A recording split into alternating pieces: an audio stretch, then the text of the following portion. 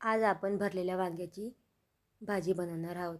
तर त्यासाठी इथे मी 6 ते 7 वांगी अशा प्रकारे कापून पाण्यामध्ये भिजत ठेवलेली आहे.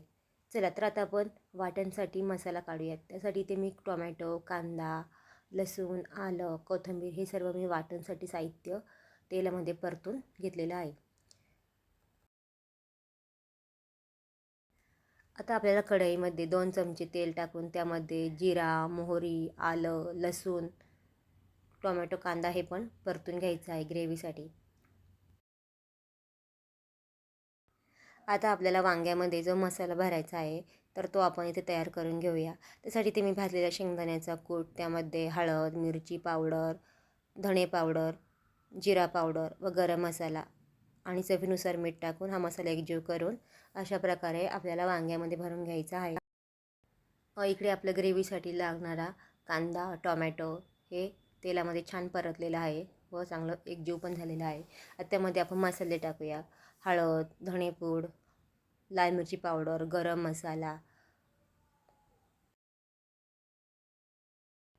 आणि शेंगदाण्याचा कूट भरलेले वांगी पण यामध्ये आपण टाकून 1 ते 2 मिनटं चांगले तेलामध्ये परतून घेऊया.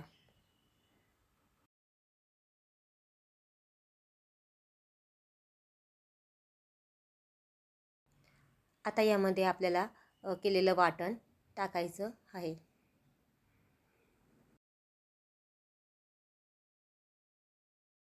हा वाटणाचा मसाला पण आपल्याला तेलामध्ये चांगला 2 ते 3 मिनटं चांगला परतून घ्यायचा आहे, तेल सुटत तोपर्यंत.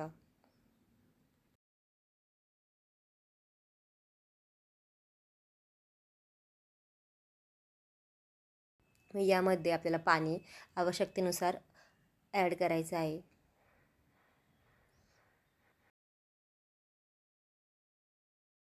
तसेच आपला थोडा शेंगदाण्याचा कूट उरला होता तो पण यामध्ये टाकून घेऊया आणि चवीनुसार मीठ पण टाकूया.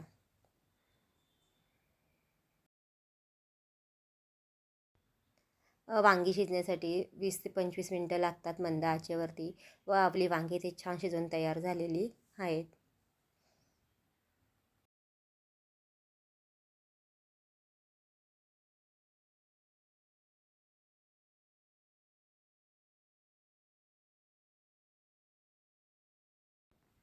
वांग्याच्या भाजीबरोबर भाकर खायला खूप छान लागते. रेसिपी आवडली असेल तर नक्की एक लाईक करा. धन्यवाद रेसिपी पाहिल्याबद्दल.